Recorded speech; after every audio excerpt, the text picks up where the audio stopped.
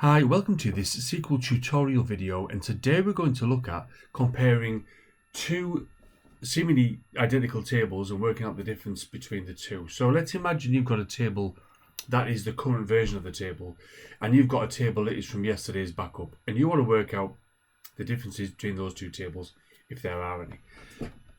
So on screen I've got a table called employee from the AdventureWorks database, and I've created a copy of that table called employee copy. And if I just do a count from both tables, you'll see that there's 290 records in the first one and 284 in the second. So there are 6 records less in this copy table, and I want to determine which records are missing. So let us begin. There's a couple of ways of doing this, and I'm going to show you, there's quite a few ways of doing this. I want to show you 2 ways in this video. So let us begin with our main table, the table that we think has got all the records in. Depending on your table, depending on the columns in your table, depends on how you set this up. But basically I'm going to join one table to the other based on some of these columns to determine which ones aren't there. So let us now do an inner join to our copy table, and we're going to join on multiple columns here. So I'm going to say on em.national insurance number equals ec.national insurance number, and I'm just going to, because there's quite a few, I want to go on the next line and say, and em.job title equals ec.job title, and em.birth date equals ec.birth date, and em.marital status equals ec. and em.gender equals ec.gender, and finally em.hire date equals ec.hire date. Now if I run that, we should get 284 records returned. So let me run that and just make sure that's correct. And the reason we get that is because we've got an inner join. And as I've said in previous videos, the inner join will show you, it'll join these 2 tables in, where all of these are true.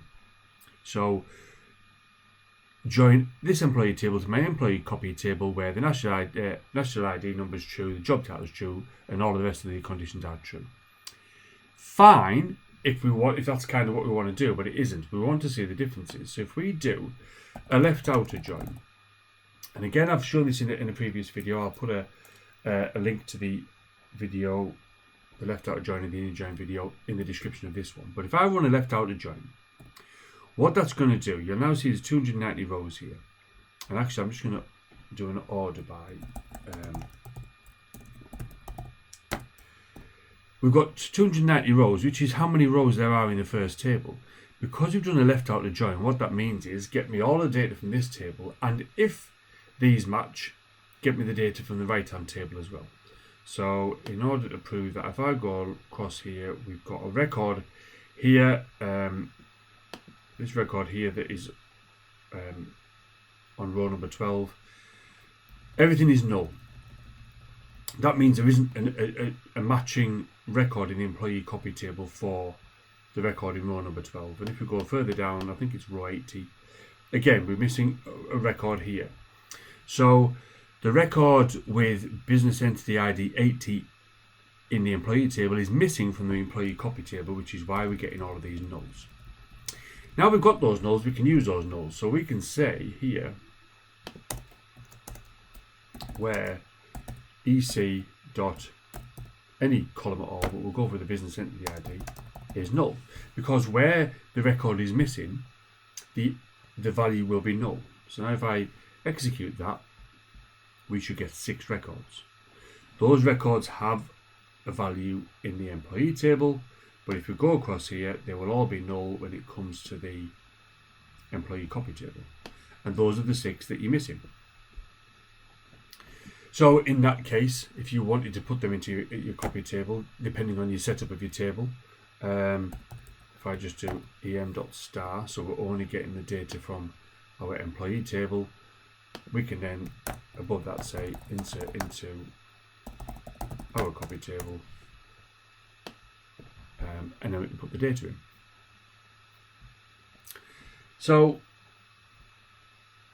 that's one way of doing it. There's another way of doing it, and it's called exists. So there's a keyword called exists where you can say, show me this data if this logic exists. So let me give you a demonstration of it. So let's get rid of that.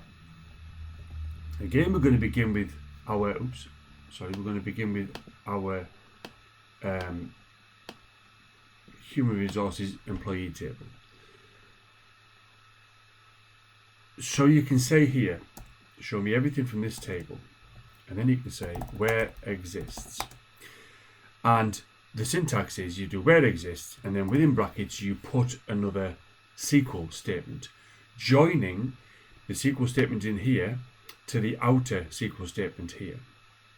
So within here, our brackets, we're going to say select star from dbo.employee copy EC.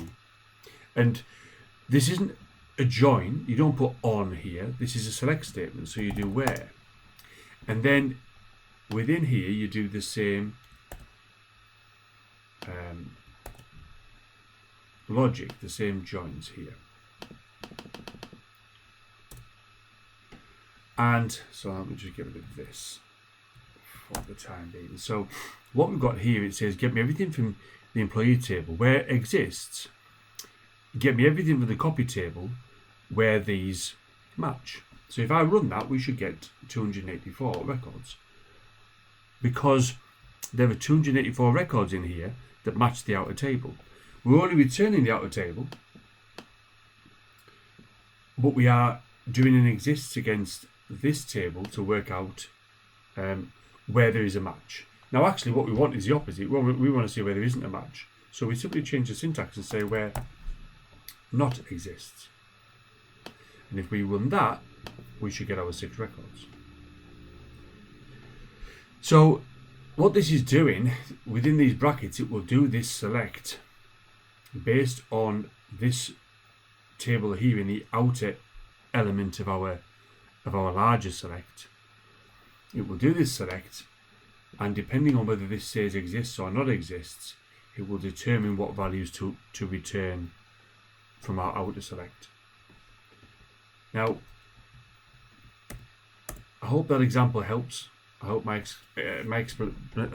explanation helped. If you've got any questions or comments, please leave them below and I'll try and answer them. I appreciate your time. Thanks for watching. See you next time.